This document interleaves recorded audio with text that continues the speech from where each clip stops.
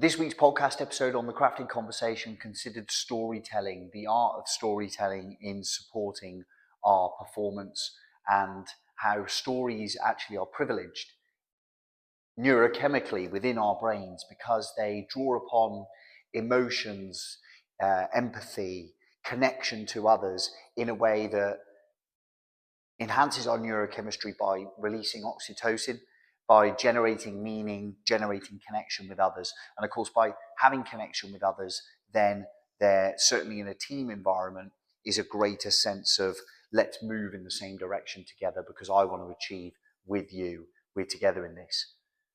Storytelling also gives us an opportunity to take our values, take our performance goals, and place them within a wider context. And it's that context that I wanted to demonstrate here through this video.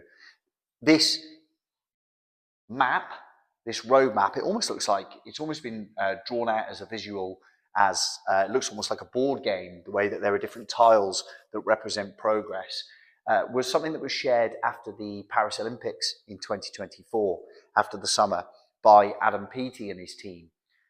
Adam obviously didn't win the gold medal in the way that he had perhaps wanted to for that Olympic Games, but what we discovered afterwards and what we were introduced to actually through the media, the narrative, the story which we were shared about Adam's performance at those games was one of struggle, one of it was well documented that Adam came out and shared that he had some real mental struggles post Tokyo Games.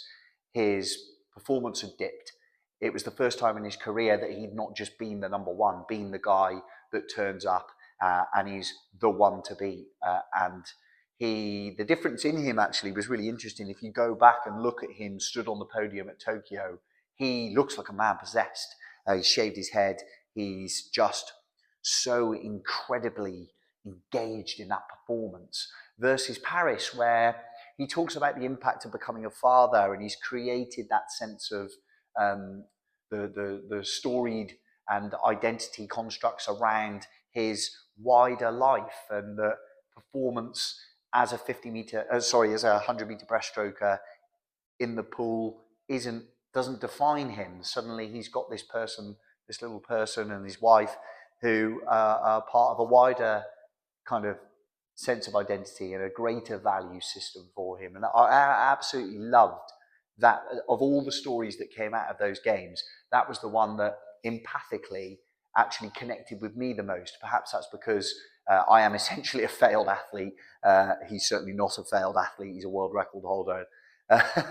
But or the sense of I'm similar age to him. I'm also a father. I understood the values that he spoke of that were bigger than his performance in the pool. And this map really struck me as a brilliant example of story made visual. So we can see here, it says Road Back to Paris, Adam Peaty, go fast alone, go far together. You know, you can see the sense of the mental work that he's done with his performance lifestyle team, with his sports psychologist around this map. And the map moves chronologically across. The start point is 5th of June. I presume that's 2023. Yeah, we got 24 here as a sort of a positional point on the map. And he comes around and towards Paris itself, represented by the Eiffel Tower. But what's really interesting in here, I find, is that they've created a story around Adam Peaty, the human being, and not Adam Peaty, the swimmer. So we can see his birthday's listed on here. We've got here, I believe this is either a training camp or possibly even a holiday. We go to Thailand for 3 weeks, 2 weeks in Tenerife, 2 weeks in Turkey.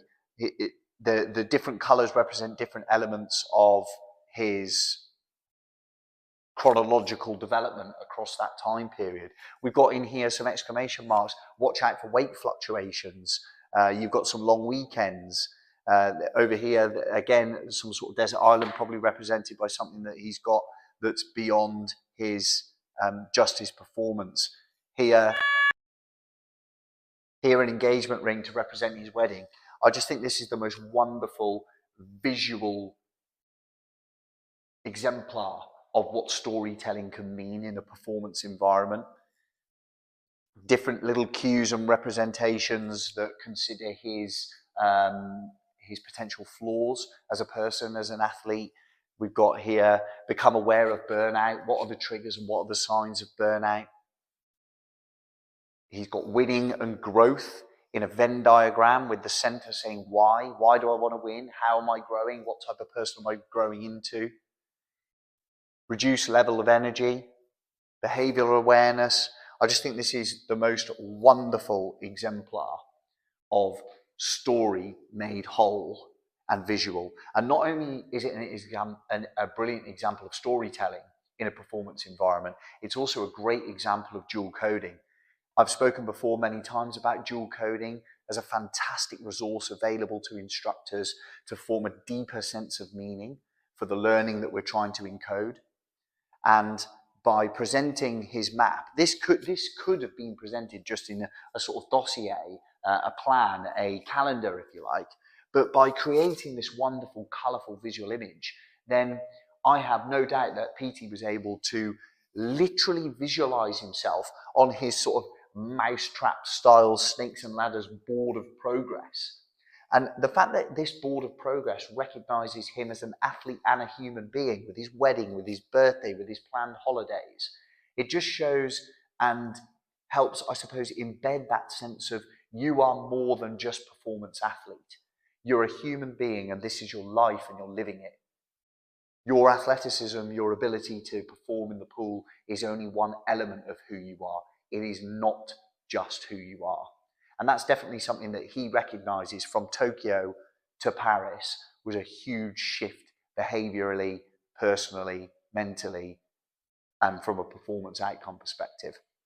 I wanted to share this with you. I think this is any way that we can leverage this kind of narrative of story made whole, story made visual. We're visual learners. We learn through story. You know, I read my kids' stories every evening, and the most beautiful images, the most beautiful projections of story are those that are the most powerfully encoded.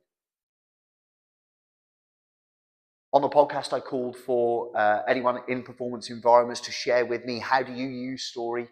How is story benefiting your performance environment? Or how have you been inspired to do so as a result of the episode or perhaps this short video? So hit me up at marcus@thecraftedconcept.co.uk, or as ever, find me on LinkedIn and drop me a DM. It's great to hear from you, and I look forward to hearing about all your stories.